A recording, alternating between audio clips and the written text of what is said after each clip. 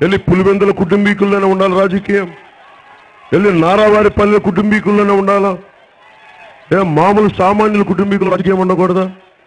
2009లో PRP వచ్చినప్పుడు ఇలాగే ఈ పనికి మాలిన దుష్ప్రచారాలు తప్ప, ఈ దుర్మార్గులు ఇద్దరికి పనికి మాలిన దుష్ప్రచారాలు.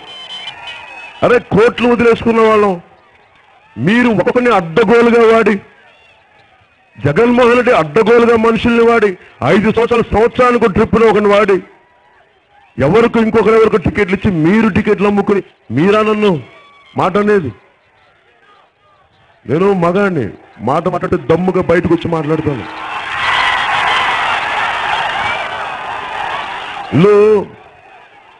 ఇప్పుడు ఆంధ్ర వాళ్ళని నాకు కొద్దిగా ఇంటర్వ్యూలు చెప్తా ఉన్నా. కేసీఆర్ గారి గురించి మాట్లాడితే ఆయన ఒక ఉద్యమాన్ని నడిపి నాయకుడు, ఆయన అంటే గౌరవం ఉంటుంది, మర్యాద ఇస్తాం, గౌరవిస్తాం, నమస్కరిస్తాం. కానీ ఆంధ్ర ఆత్మగౌరవాన్ని జగన్మోహన్ రెడ్డి గారు తాకట్టు పెట్టినట్టు నేను తాకట్టు పెట్టాను కేసీఆర్ గారి దగ్గర. వెళ్ళి బిస్కెట్లు పడేస్తామంటే జగన్మోహన్ రెడ్డి ఉంచుకుంటారేమో, నాకు ఆ కర్మ లేదు, అంత కర్మకు నేను దిగజారులా. అలాగే టీడీపీ నాయకులు అసలు టీడీపీతో చదవగట్టడానికి నాకేం పిచ్చేంటి? సైకిల్ చైన్ తెగిపోయి చాలా సంవత్సరాలు అయిపోయింది వాళ్ళకి. ఇప్పుడు సైకిల్ చైన్ లేకుండా సైకిల్ ఎక్కడికి వెళ్తే అక్కడే ఉన్నారు. వాళ్ళకి తిరిగిన ఫీలింగ్, కష్టపడుతున్న ఫీలింగ్ అంటే స్టాండ్ వేసుకుని తొక్కోమనండి సైకిల్ చైన్ లేని సైకిల్ని. ఆ ఉన్న సైకిల్ చైన్ మనం ఎప్పుడు తెంపేశాం? 2018లో వాళ్ళ అవినీతిని చూసి తెంపేసి పక్కన పెట్టాం. ఇప్పుడు కూర్చోబెట్టి ఇద్దరు నాయకులకి చెప్తున్నాను, తెలుగుదేశం నాయకులకు కానీ, తూర్పుగోదావరి జిల్లాలో కూడా చాలా మంది తెలుగుదేశం నాయకులు మాట్లాడి పిచ్చి మాటలు దృష్టికి వస్తున్నాయి.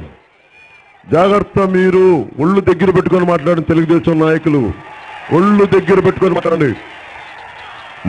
నేను సాటి మనిషికి మర్యాద ఇచ్చేవాడిని, గౌరవించేవాడిని. ఇప్పుడు జగన్మోహన్ రెడ్డి గారు కూర్చోబెట్టి జగన్మోహన్ రెడ్డి గారు అంటాం, మర్యాద అది సంస్కారం. జగన్మోహన్ రెడ్డి గారికి సంస్కారం ఉందో మర్యాద మనకు తెలియదు, ఎందుకంటే పవన్ కళ్యాణ్ నువ్వు ఇవ్వు అంటాడు. ఆయన పులివెందుల ఇంటి సంస్కారం మనకు తెలియదు. అది మనది సామాన్య మధ్యతరగతి సంస్కారం, అందరినీ అయ్యా గారు మీరు అండి అంటాం. వాళ్ళకి ఆ సంస్కారం ఉందో లేదో వాళ్ళు ఆలోచించుకోవాలి. ఇలాంటి సమయంలో కింద మీద పడి కష్టపడి 2009లో అవినీతి రహిత వ్యవస్థ రావాలని కష్టపడితే అప్పుడు ఇద్దరు దుర్మార్గులు